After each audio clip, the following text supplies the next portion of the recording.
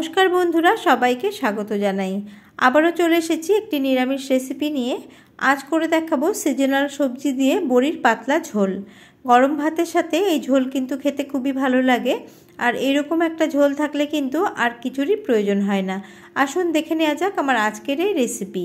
এখানে আমি কিছু সবজি কেটে নিয়েছি। আমি একটা ছোট সাইজের বেগুনকে এইভাবে কেটে নিয়েছি, হাফ নিয়ে নিয়েছি ঝিঙে, 3টে পটলকে এইভাবে কেটে একটু তেঁচড়া করে আমি টুকরো করে নিয়েছি, আর বীজগুলোকে কিন্তু বের করে দিয়েছি, মোটা বীজগুলোকে। একটা মিডিয়াম সাইজের আলুকেও লম্বা করে টুকরো করে নিয়েছি। এখানে আমি নিয়ে নিয়েছি বড়ি। এটা হলো মাসকলাই ডালের বড়ি। মাসকলাই ডাল আর চাল কুমড়ো দিয়ে এই বড়িটি তৈরি করা হয়। রেসিপিটি আমি খুব কম মশলা দিয়ে বানাবো, তার জন্য একটা বাটির মধ্যে সমস্ত মশলা আমি নিয়ে নিয়েছি। এখানে নিয়েছি 1 চামচ জিরে গুঁড়ো, 1 চামচ হলুদ গুঁড়ো আর হাফ চা চামচ লাল লঙ্কার গুঁড়ো। খানিকটা পরিমাণ জল দিয়ে মশলাটাকে আমি ভালো করে একটু গুলিয়ে রাখবো।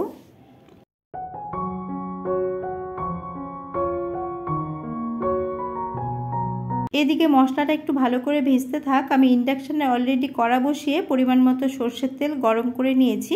সবার প্রথমে আমি বড়িগুলোকে ভেজে নেব। বড়িগুলোকে একটু লাল লাল করে ভেজে নেব। উল্টে পাল্টে বড়িগুলোকে ভালো করে ভেজে নিয়েছি। এখন তেল ঝরিয়ে বড়িগুলোকে তুলে রাখবো। এই তেলের মধ্যেই সামান্য একটু লবণ দিয়ে বেগুনগুলোকে ভেজে নেব।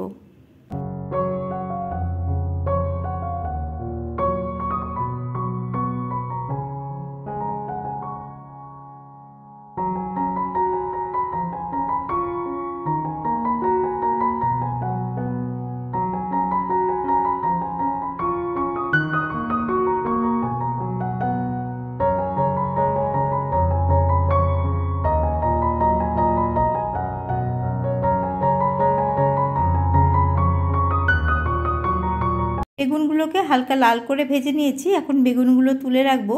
আর যেহেতু কড়াইটা ছড়ানো, তার জন্য আমি একই সাথে আলুও দিয়ে দিয়েছিলাম। আলু সেদ্ধ হতে যেহেতু অনেকটাই সময় লাগে, তার জন্য আলুটা কিন্তু আগে আমি কিছুটা ভেজে নিয়েছি। এখন একই সাথে আমি পটলগুলোও দিয়ে দেব। পটল দিয়ে সামান্য একটু লবণ দিয়ে আমি লো ফ্লেম করে আলু এবং পটলটাকে খুব ভালো করে সুন্দর করে ভেজে নেব। এখন আমি হলুদ দেব না, হলুদ দিলে একটু কালো কালো মতো হয়ে যাবে, পুড়ে যাবে। তার জন্য এখন হলুদ ছাড়া শুধুমাত্র লবণ দিয়ে কিন্তু ভেজে নেব। এখন ফ্লেমটাকে একদম আমি লোতে করে দিয়ে আমি ঢাকা চাপা দিয়ে এগুলোকে ভেজে নেব।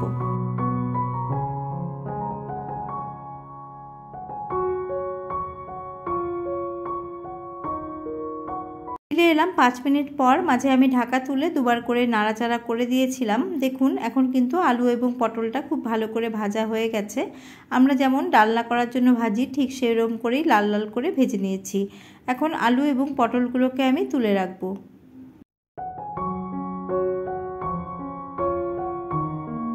তার মধ্যে খুব সামান্য একটু তেল রয়ে গেছে। আমি আরও 1 টেবিল চামচ তেলের মধ্যে দিয়ে দিলাম। তেল ভালো করে গরম হয়ে গেলে এর মধ্যে আমি একটা শুকনো লঙ্কাকে ফাটিয়ে দেব, আর হাফ চা চামচ দিয়ে দেব 5 ফোড়ন।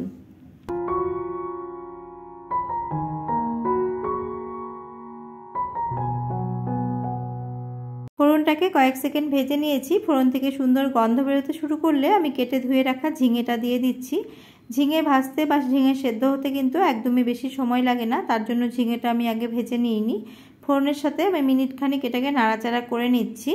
মিনিট খানিক নাড়াচাড়া করার পরে গুলে রাখা মশলাটা দিয়ে দিচ্ছি, আর বাটি ধোয়া কিছুটা জলও দিয়ে দিচ্ছি। এবার সমস্ত কিছু ভালো করে আমি কষিয়ে নেব। একই সাথে আলু এবং পটলও দিয়ে দিয়েছি, আর পরিমাণ মতো লবণও দিয়ে দিলাম। এবার সমস্ত কিছু ভালো করে আমি কষিয়ে নেব।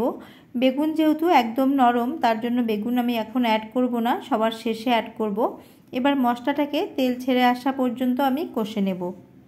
মশলাটাকে খুব ভালো করে কষিয়ে নিয়েছি। দেখুন মশলা থেকে তেল ছাড়তে শুরু করেছে, আর খুব সুন্দর একটা সুগন্ধও বেরোচ্ছে। এখন আমি এর মধ্যে গ্রেভির জন্য জল দিয়ে দেব। যেহেতু এটা বড়ির পাতলা ঝোল, তার জন্য জলের পরিমাণ কিন্তু অনেকটাই দেব।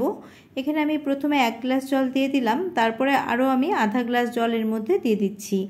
বড়িগুলো অনেকটাই ঝোল টেনে নেবে, তার জন্য জলের পরিমাণটা কিন্তু এখন বেশি দিতে হবে। জল দেওয়ার পরে ফ্লেমটাকে আমি হাই করে দিয়েছি, যাতে গ্রেভিটা তাড়াতাড়ি ফুটে ওঠে। গ্রেভি ভালো করে ফুটে উঠেছে। এখন লো ফ্লেম করে 2 থেকে 3 মিনিটের জন্য ঢাকা চাপা দিয়ে রান্না হতে রাখলাম। ফিরে এলাম 3 মিনিট পর। ঢাকা খুলে আমি একটু চেক করে নেব আলু ভালো করে সেদ্ধ হয়েছে কিনা।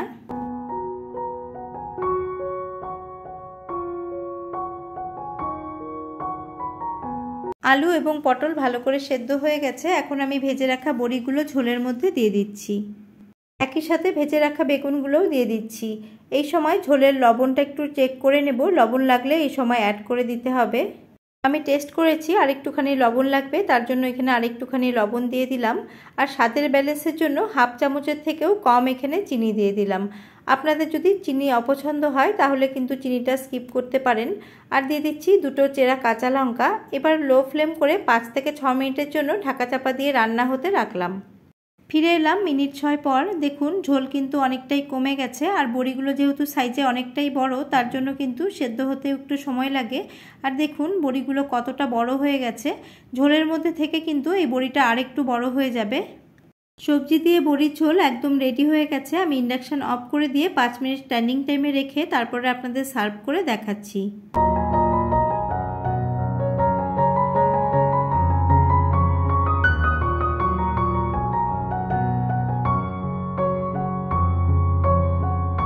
রেসিপিটি কলাইয়ের ডালের বড়ি দিয়েই আমরা খেয়ে থাকি। আপনারা যদি কলাইয়ের ডালের বড়ি না পেয়ে থাকেন তাহলে যে কোনো বড়ি দিয়েই কিন্তু করতে পারেন। খেতে কিন্তু অসাধারণ লাগে আর খুবই হেলদি একটি রেসিপি। আর রেসিপিটি আপনাদের কেমন লাগলো জানাতে ভুলবেন না। নতুন কোনো বন্ধু এসে থাকলে রেসিপিটি ভালো লেগে থাকলে আমার চ্যানেলটিকে সাবস্ক্রাইব করার অনুরোধ রইল। আবারও আমি হাজির হয়ে যাব অন্য কোনো রেসিপি নিয়ে বা ব্লগস নিয়ে। আজ এই পর্যন্তই, নমস্কার।